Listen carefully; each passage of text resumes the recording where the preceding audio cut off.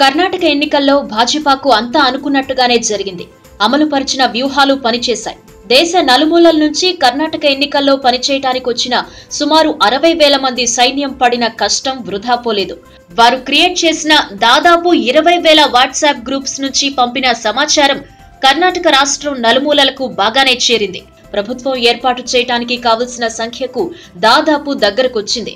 అతిపెద్ద పార్టీగా అవతరించింది. కానీ అంగట్లో అన్నీ ఉన్నా అల్లుడి నోట్లో శని అన్నట్టు ఇంత కష్టపడిన భాజపాకు కర్ణాటకలో తెలుగు ప్రజలు కోలుకోలేని షాక్ ఇచ్చారు.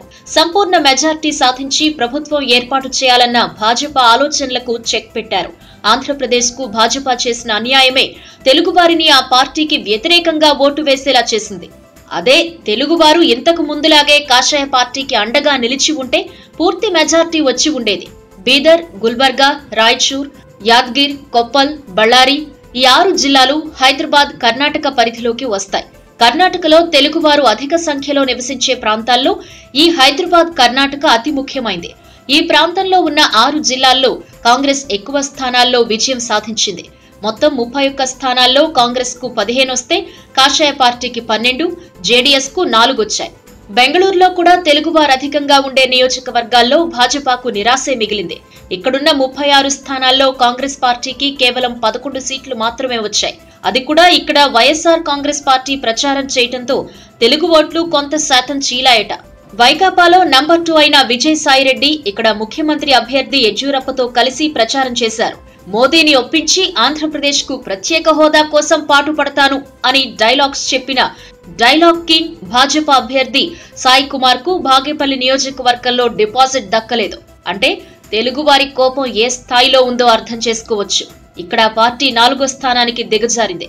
బళ్ళారిలో గాలి జనార్దన్ రెడ్డి వర్గానికి ఊహించని షాక్ ఇచ్చారు తెలుగు ప్రజలు. గాలి సోదరులు తప్ప ఆ వర్గానికి చెందిన వారెవరూ ఇక్కడ గెలవలేదు. ఇక్కడ 8 సీట్లలో 3 మాత్రమే బీజేపీ అకౌంట్లోకి వెళ్లాయి. రాయలసీమ సరిహద్దు జిల్లాల్లో భాజపా ఖాతానే తెరవలేదు. ఇక్కడ 6 నియోజకవర్గాల్లో 5 కాంగ్రెస్ ఖాతాలోకి వెళ్లాయి. రాయచూర్ జిల్లాలో 7 స్థానాల్లో 2 నియోజకవర్గాలకే భాజపా పరిమితమైంది. కాంగ్రెస్ 5 స్థానాల్లో జెండా ఎగురవేసింది. బీదర్ జిల్లాలో కూడా ఇదే పరిస్థితి. మొత్తం 8 నియోజకవర్గాల్లో మోదీ హవా 2 చోట్లే పనిచేసింది. మిగతా స్థానాలు కాంగ్రెస్, జేడీఎస్ గెలుచుకున్నాయి. కొప్పల్ జిల్లాలో 2, గుల్బర్గాలో 3. ఇది భాజపా రికార్డ్. ఆంధ్రప్రదేశ్ కు భాజపా అన్యాయం చేసింది అనేది కర్ణాటకలో తెలుగు వర్గాల్లోకి బలంగా వెళ్లిందని, దాని ప్రభావమే భాజపాకు ఈ పరాభవం అంటున్నారు ఎన్నికల విశ్లేషకులు. ఈ వీడియో మీకు నచ్చినట్టయితే లైక్ చేయండి, షేర్ చేయండి. మరిన్ని ఇంట్రెస్టింగ్ వీడియోస్ చూడడానికి మా ఛానల్ కు తప్పక సబ్స్క్రైబ్ అవ్వండి.